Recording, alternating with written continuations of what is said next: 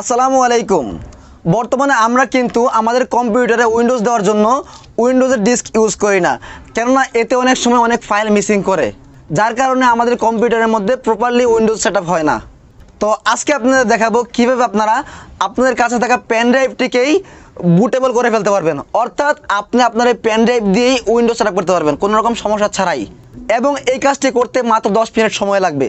এমনকি আপনারা Windows setup করার জন্য প্রি অ্যাক্টিভেট আইএসও ফাইল কোথায় পাবেন সেটাও কিন্তু ভিডিও ডিসক্রিপশনে দিয়ে দেবো। তো আজকে আপনারা দেখাবো কীভাবে আপনারা আপনার এই পেন ড্রাইভটিকেই ডিস্ক বানিয়ে ফেলতে পারবেন, অর্থাৎ বুটেবল করবেন।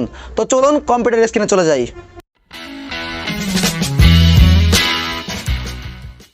তো আমি এখন আপনাদেরকে দেখাবো কিভাবে আপনারা একটি পেন ড্রাইভ বুট করবেন।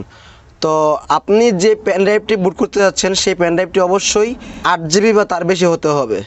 তো আপনারা যে পেন ড্রাইভটি বুট করবেন সেই পেন ড্রাইভটি প্রথমে আপনাদের কম্পিউটারের ইউএসবি পোর্টে লাগাবেন। তো দেখতে পাচ্ছেন আমার পেন ড্রাইভটি কিন্তু এখানে চলে আসছে।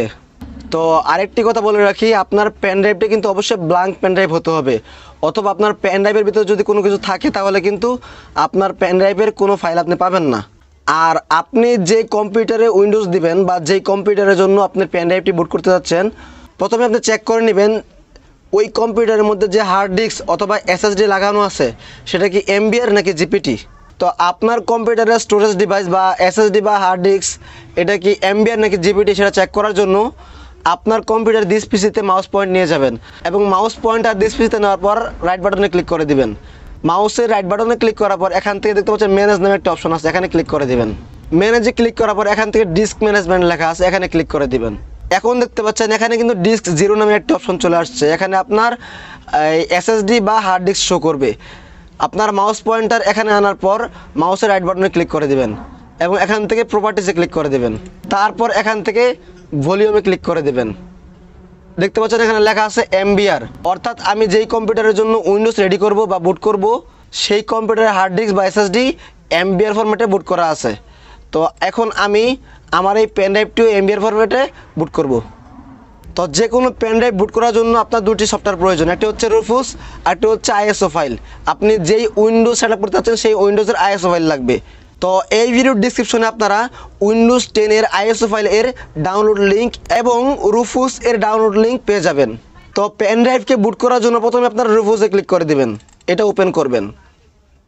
তো এইরকম আসার পর এখান থেকে সিলেক্টে ক্লিক করে দেবেন, এবং এখান থেকে আপনার উইন্ডোজের আইএসও ফাইলটি সিলেক্ট করে দিবেন। সিলেক্ট করার পর এখান থেকে ওপেনে ক্লিক করে দেবেন। এখন দেখতে পাচ্ছেন এই যে এখানে জিপিটি লেখা চলে আসছে। তো আমি যদি এই জিপিটি লেখা থাকা অবস্থায় এই পেন ড্রাইভটি বুট করি এবং আমি এমবিআর টাইপের যেই কম্পিউটার রয়েছে বা হার্ড ডিস্ক রয়েছে সেটা যদি আমি উইন্ডোজ দেই, তাহলে কিন্তু উইন্ডোজ দেওয়ার সময় আমার ওই হার্ড ডিস্ক বা এসএসডির ভিতরে যা রয়েছে, যত তথ্য রয়েছে বা ডাটা রয়েছে সবগুলো কিন্তু ফরম্যাট হয়ে যাবে এবং ডিলিট হয়ে যাবে। তো যেহেতু আমি এমবিআর ফরম্যাটের হার্ড ডিস্ক বা এসএসডিতে এই উইন্ডোজ সেট আপ করবো, তাই আমি এখান থেকে এমবিআর সিলেক্ট করে দেবো, এই যে এমবিআর দিয়ে দেবো। তারপর এখান থেকে স্টার্টে ক্লিক করে দিবেন। তো এখানে কোনো কিছু করার প্রয়োজন নাই, এখানে যদি কোথাও টিক থাকে তাহলে টিক সরিয়ে দেবেন। তারপর এখান থেকে ওকে ক্লিক করে দেবেন এবং আবার ওকে ক্লিক করে দেবেন। তো এভাবে প্রসেসটি শেষ না হওয়া পর্যন্ত অপেক্ষা করবেন। আপনারা একটা বিষয় খেয়াল রাখেন, এটা কিন্তু আমার পেন ড্রাইভ। দেখতে পাচ্ছেন আমার পেন ড্রাইভের যে আইকন দেওয়া আছে সেটা কিন্তু একটি বাক্স মতো দেখা যাচ্ছে, কিন্তু আমার এই পেন ড্রাইভটি যখন পরিপূর্ণভাবে উইন্ডোজ সেট আপ হবে বা উইন্ডোজ নিয়ে নেবে তখন কিন্তু এই পেন ড্রাইভের ছবিটি চেঞ্জ হয়ে যাবে, এখানে একটি উইন্ডোজের ছবি চলে আসবে।